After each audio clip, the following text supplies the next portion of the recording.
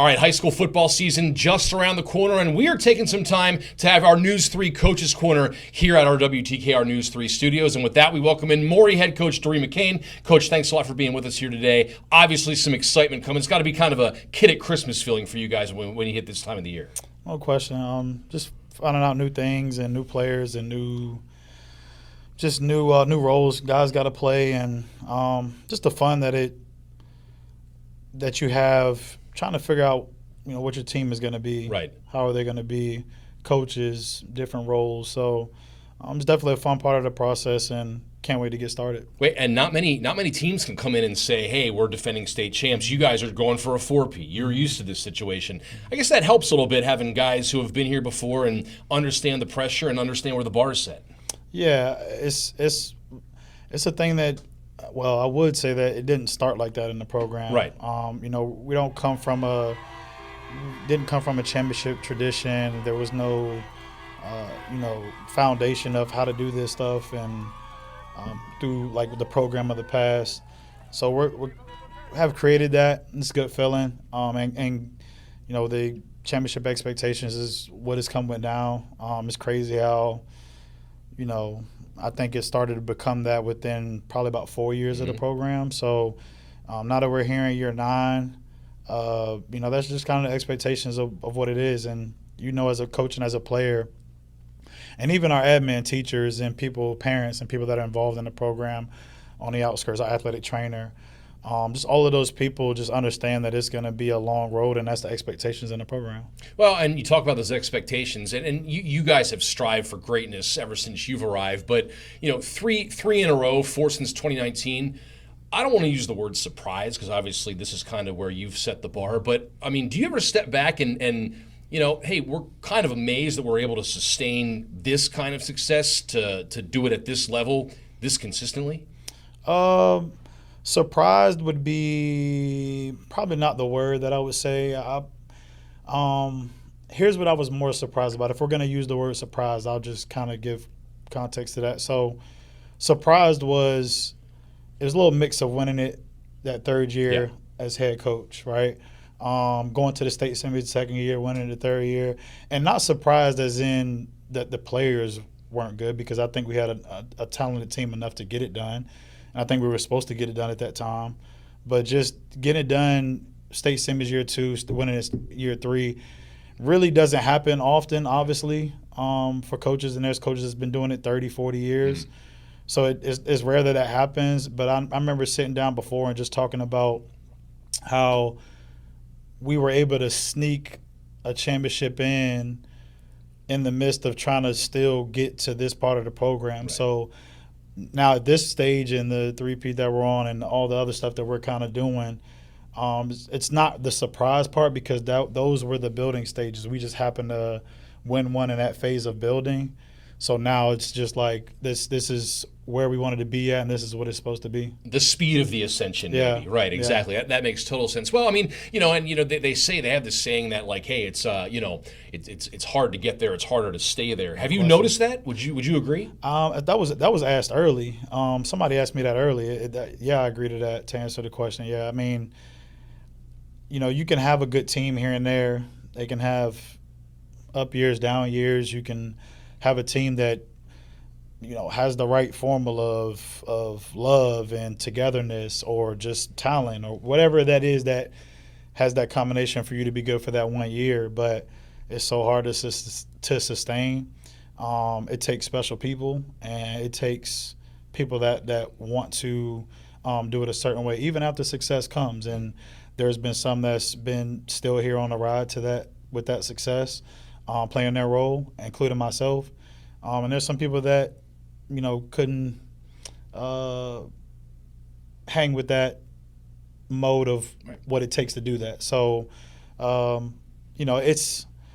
it's tough, but it's not a situation where it's I would say that it's like a stressful tough.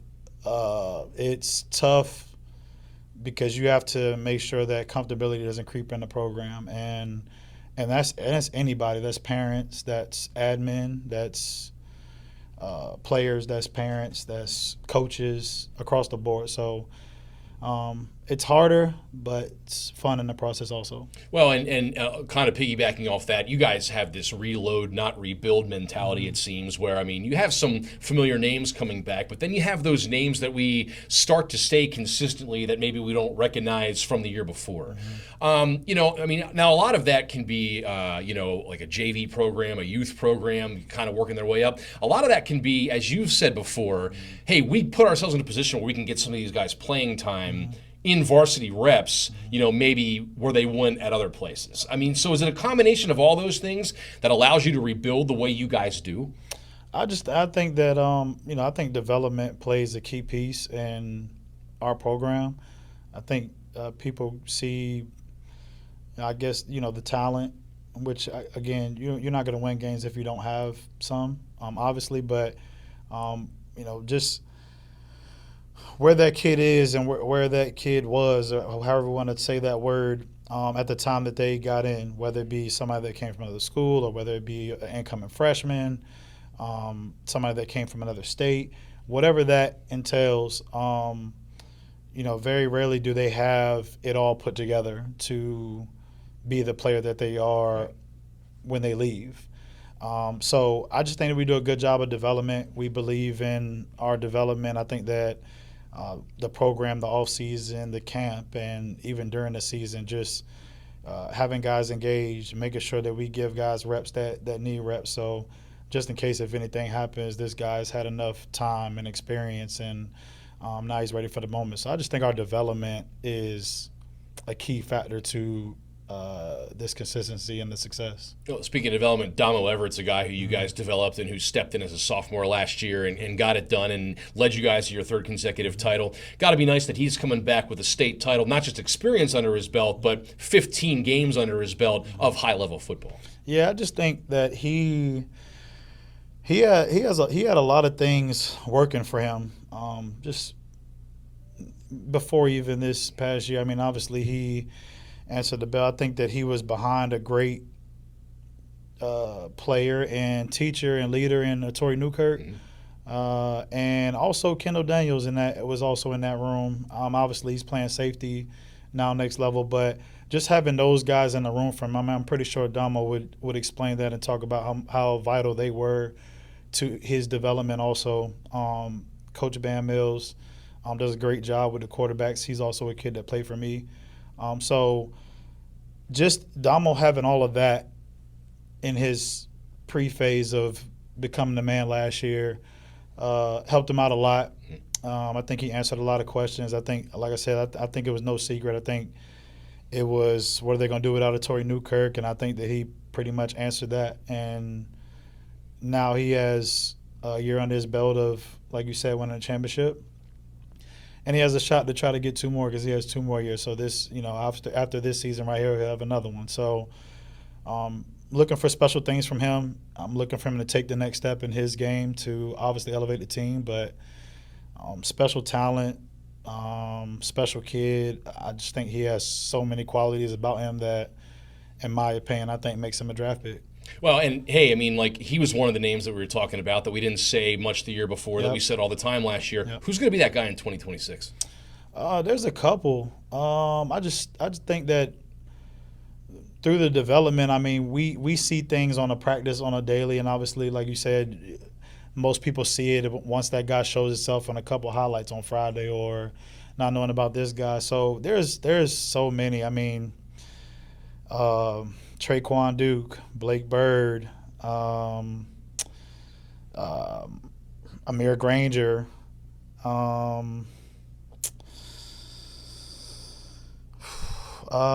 Jeremiah Henderson, Quay Cuffey. I just think that there's – You got a list. Yeah, there's a lot more. Jose Lopez, Galvin Humbert. There's just a bunch of guys that I think are Justice Cross. Just think there's a bunch of, like, just unsung guys that just are going to be able to put themselves in position to, you know, make a name for themselves and obviously put their stamp on the team and the program. Is there, you know, we talk about the success now, but obviously you guys built up to that. Was there a program that you saw that you guys tried to point to and say that's what we want to be like, as you guys were building? Not necessarily like just one. I think our vision was all the successful teams that are doing it, and especially if they're consistent. Yeah. Like, how are they doing that? And so it was never pointed to one. It's all of the ones that were successful. So when you talk about all the teams that were doing it before, in that time, before we pretty much got here, there was always respect to those programs because they were doing it and just paying attention to what they do. And I think that that's kind of been our direction, is having our own sauce, putting our own sauce on it, but what are they doing that we can incorporate, or what are they doing that we can do better to be consistent and stay consistent, because that was always the end goal, was to create a consistent program. And it's not a thing that I don't think you can do and build by yourself, and just kind of have your own self thoughts on how this goes. I think it's paying attention to successful programs, and I think we never took the mode of not doing that, Right. if that makes sense. Yeah. It was there's countless teams, there's countless coaches that I can name, whether that be high school, whether that be college, whether that be pro, but anybody that has or does it in a successful manner or way, and that's anything from even off the field structure that takes to keep consistency. I think a lot of people just look at the scores Friday night and how we play on game day on Friday. But there's a bunch of off-the-field stuff that needs to be done on a consistent basis that people need to do for us to stay consistent. So just all of that program dynamic that needs to all be aligned, and it takes somebody that's going to hold all those people accountable, and that's the role that I play, to make sure that we stay consistent. So it's a lot that it takes, but I think that there's a lot that's been learned from a lot of programs, to be honest. Well, and I guess, so my last job, my last market, I covered Highland Springs during their 4 in a row, right? And so you talk about, and you guys have played them before and have had some great battles and great games with them, even dating back to 2017 in the state semifinals, I guess. But the head coaching, the atmosphere, the attitude. I mean, it just seems that to be a successful program, you have to check. They don't all have to be the same, but there are some certain boxes that you have to make sure you check. And I guess the consistency and the belief and the rebuilding and the development, I mean, it all has to be there. Yeah, and that's a program that was pretty much in the way at the time when we started this run that we're on. Second year, we see these guys in the state semis. Now, it wasn't my first rodeo and experience against them, because I had saw this team in my time at Norview the year before in the or 2 years prior to in the state semifinal. So had some familiarity. The kids and the coaches on the staff really didn't at the time.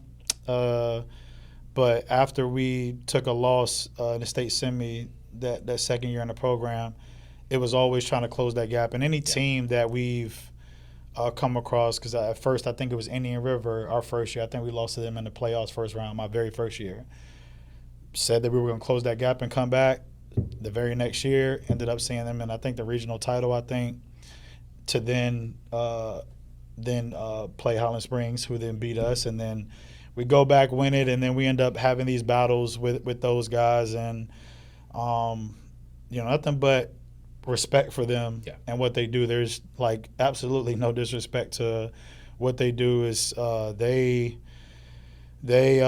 have been a standard for a long time. And, in order for us to close that gap, in order for us to take that leap and that step, it would take going through them to do that. So them going to 6 wasn't a happy thing for us. It was a matchup and battle that we were ready to see and ready to close for years now. Mm-hmm. So, and the same token for them, I'm pretty sure that they know that we were closing that gap, and they want to keep their mantle. So, and that's what the sport brings, and that's why there's so much respect for their program.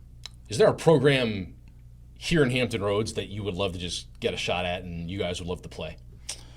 Probably, if I had to say one, I would say probably Maury. Oh, okay. To see one of our teams versus the other team, I get so many questions about, we had one, as a matter of fact, at Fred Johnson's camp. I was talking to some of the former guys and they were just saying, well, what if 19 played 23, or what if 25 played 22, or whatever the case may be. So I probably would want to see that. Honestly, I think that would be cool to see. I mean, if it could ever happen, I think it'd be cool to see everybody, all the guys and probably the do that on a kids. video game if you needed to. They right? probably do. They probably do. Probably like put their ratings more than what they should be.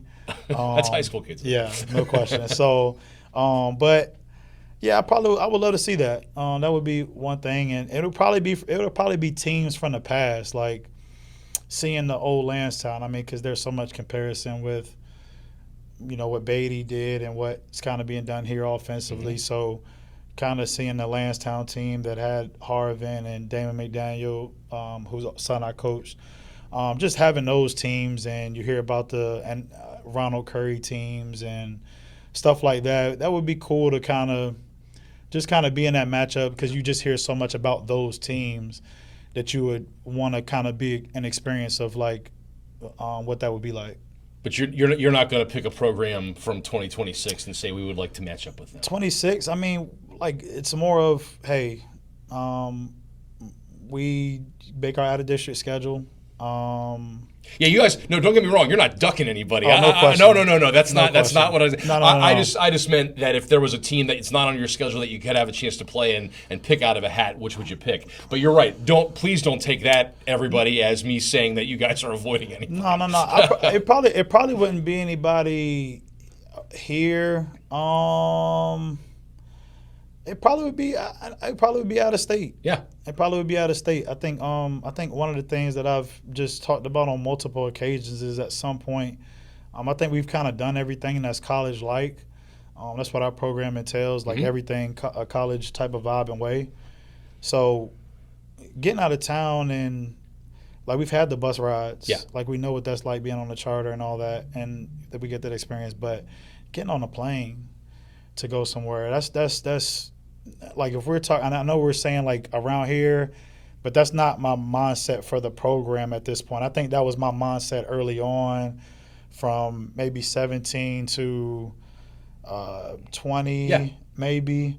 But after that, kind of getting the program rolling where it needed to be, it's like, all right, like, I want to put the program in a position that it's never been before, because I come from here. This is where I grew up at. It's my city, and so just trying to give all those avenues of giving those kids the most possible, greatest experience possible. So it'll probably be out of state, if I'm honestly speaking. Now, you said you grew up here. If you ever go to a Maury practice, there's a time where coach will have his cleats ready to go. Now, are we still doing that? Are we still getting out there and running routes? Yeah. Yeah, a couple, scout quarterback, receiver at times, some DB. I play linebacker this week, actually. Yeah. So just whatever it takes for us to succeed. I mean, hopefully my guys don't, talk about me, or I guess comment too bad after they see this and just talk about how bad I am at practice. But I like to think I still have a little bit somewhat in the tank. Well, yeah. How are the legs, man? I mean, that's my like how we feeling afterwards. How do we wake up the next morning? No, so for sure it's definitely sore, and the guys know that. Like, it's definitely sore. I try to battle through, but I mean, you could just tell age is kind of kicked in, step a little, lost a little bit. It only gets worse, man. Yeah, man, and I'm noticing it right now at this young age. I'm just noticing aging. So, but one of the things I feel like that I still am able to do well and hang with those guys is just having an IQ of the game. That their athletic ability is going to overtake me right now, but when I'm at practice and I'm kind of doing things, that being able to see the game and know the game,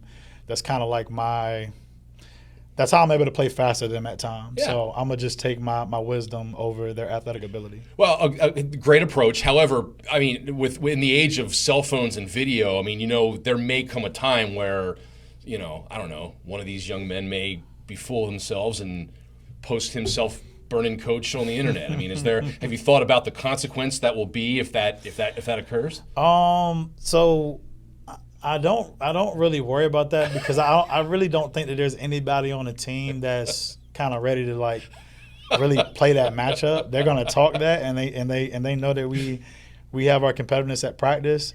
But I don't think that they would want to do it because at the flip end, like they don't want to be posted, and they know how coach still gets down. So, now it's all fun. I enjoy those guys, and it's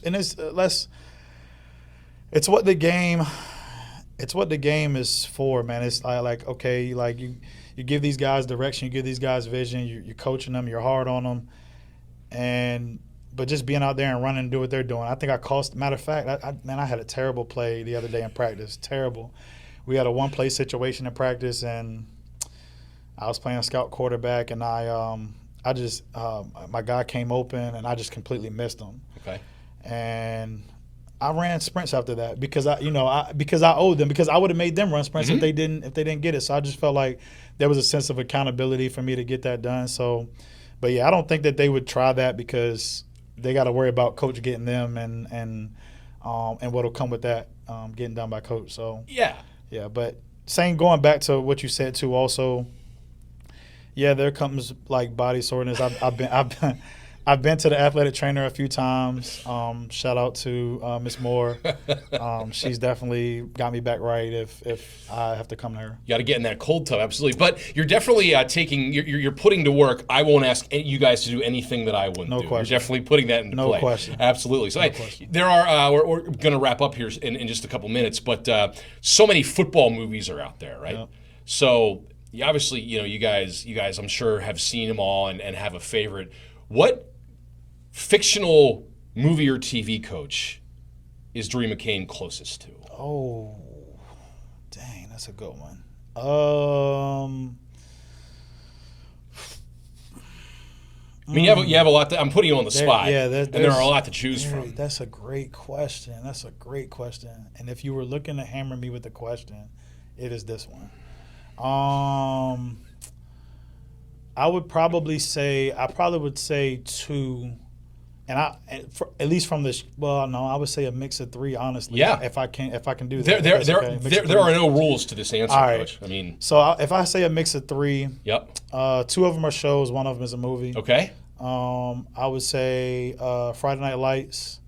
Movie or show? It's a show. Yeah. So Eric Taylor. Yeah. Yep. Okay. Yep. So him, just how, just because you see the personal side of what he goes through on a daily basis and trying to balance football and personal life and all that, it gives you it doesn't give you just the football. Yeah, good choice. That's one of my favorite shows. Yes, no question. And then All American show, kind of same thing, just where he coaches and trying to coach that dynamic of kids and trying to make it all fit and make them a team and just seeing the way he does it, which is pretty cool. I see some stuff in that. And then for sure, remember the Titans. Just Herman Boone, yeah. Yeah, no question. Just the discipline that comes with his program, the expectation to make everybody buy into the same goal and team. That's very similar. So I would probably say a mix of those three. Yeah, I had three great ones too, and iconic roles and iconic shows slash movies, and definitely good choices there. Maybe they'll be making a movie about your dynasty someday. Hey, before we let you go, you guys always circle the date of the state championship game. There are some schools that opt to take it, day by day and not talk about the state championship. You guys have always embraced talking about the state championship in July and August. Yep. The date circled this year is December 12th. December 12th. Okay, so that's already the motto in the locker room. No question. All right. No question. Going for the four-peat. Yep. Dyrri McCain of Maury, thanks so much for joining us. Best of luck to you guys, and we'll see you guys in the fall. Thank you.